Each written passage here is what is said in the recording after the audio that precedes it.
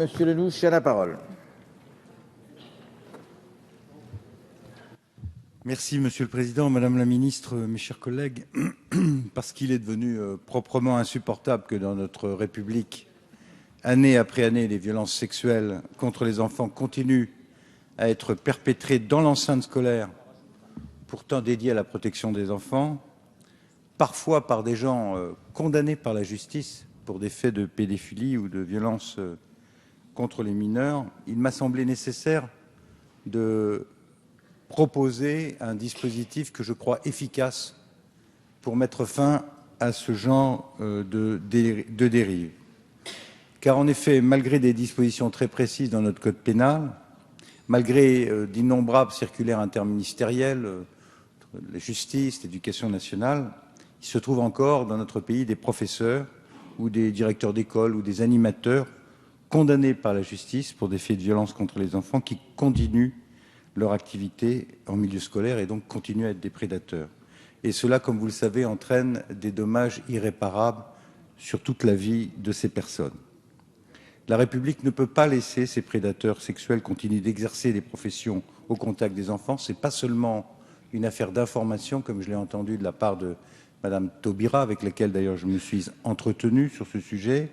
J'ai donc travaillé les articles du Code pénal et je me permets de vous suggérer ce que j'avais initialement prévu de déposer comme proposition de loi dans le cadre de ce texte pour gagner du temps et trouver une solution efficace au problème qui nous est posé. Et ce n'est pas une affaire, bien sûr, droite-gauche, mais une affaire d'efficacité.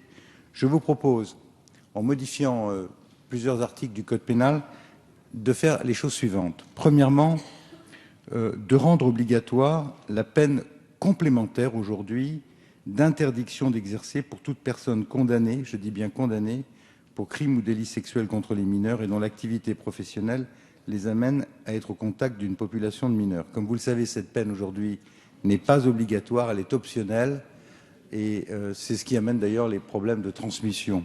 Donc, rendre obligatoire cette peine complémentaire d'interdiction d'exercer. Deuxièmement, rendre définitive l'interdiction d'exercer. Il est démontré que des prédateurs sexuels contre les enfants vont continuer. Quelqu'un qui travaille en milieu scolaire ou parascolaire et qui se livre à des violences contre les enfants recommencera.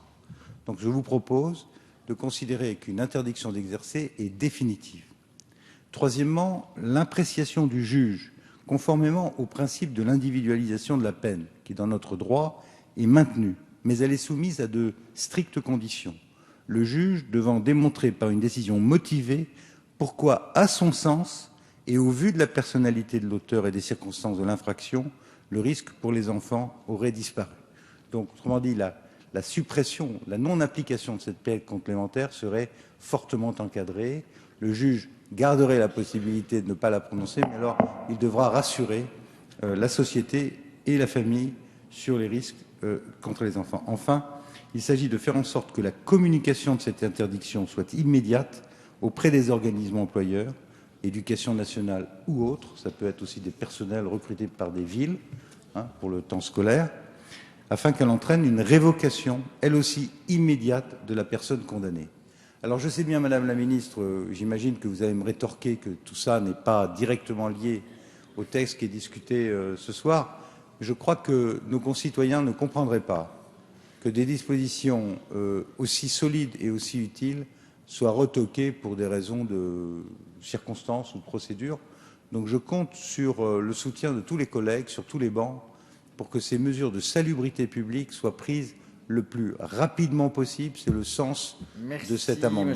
Merci beaucoup. Merci, Madame la rapporteure. Alors, c'est un sujet grave. Nous en avons déjà discuté tout à l'heure. Donc, je vous propose de retirer votre amendement. Sinon, j'émets un avis défavorable et je vous donne rendez-vous à la commission des lois demain matin, c'est ça, où sera, ce matin, où sera discuté donc le projet de loi de la procédure pénale d'ADU.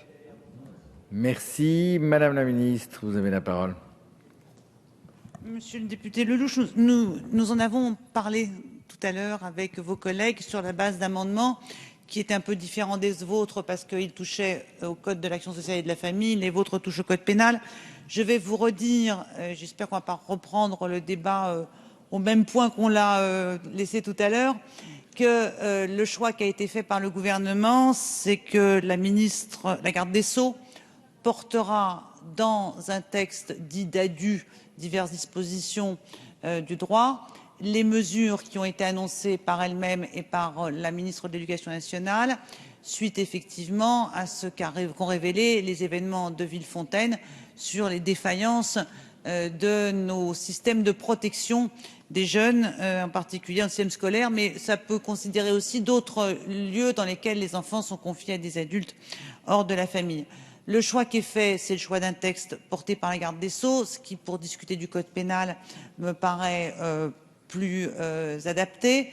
Et surtout, c'est un choix, je le redis, je l'ai dit tout à l'heure, je crois que je n'ai pas été suffisamment entendu, c'est le choix de la rapidité et de l'efficacité. Le texte que nous avons choisi, nous, le gouvernement, pour accueillir ces mesures, c'est un texte qui est déjà passé au Sénat, qui va être examiné à l'Assemblée le 1er juin, pour lequel il y a urgence, et qui sera adopté et promulgué avant celui-ci. Donc, je vous incite et vous invite à retirer vos amendements et à reprendre vos propositions dans cette discussion avec la garde des Sceaux. Merci. Monsieur Lellouche, la parole. Oui, Madame la Ministre, je vous remercie de vos explications. Encore une fois, nous avons eu un débat au sein de notre groupe sur l'amendement présenté par mon collègue de Ganay, et il y avait donc cette approche qui passait par le code de la famille et ce travail qui a été fait sur le code pénal, qu'un certain nombre d'entre nous croyons plus fort, plus net, pour régler définitivement ce problème. Je me suis entretenu avec Madame Taubira, et je crois comprendre, Madame, que l'approche du gouvernement n'est pas ce que je viens de proposer. Ça concerne la transmission d'informations entre les différents ministres et pas la peine complémentaire d'interdiction d'exercer qui serait couplée à la sanction contre les violences contre les mineurs et qui rendrait donc automatique la révocation des personnes concernées. Voilà pourquoi vous comprendrez qu'il m'est difficile de retirer cet amendement. Et encore une fois, je ne comprendrai pas que la majorité, qui je crois n'a pas de problème idéologique avec ce texte, vote contre. Il est bien évident que si tel devait être le cas, je comprendrais mon incompréhension, notre incompréhension devant l'attitude du gouvernement. Si tel était le cas, de toute façon, nous représenterons ce texte le moment venu. Mais je compte quand même sur votre soutien au moment du vote. Je mets aux voix l'amendement numéro 1 qui est pour son adoption. Contre. Il est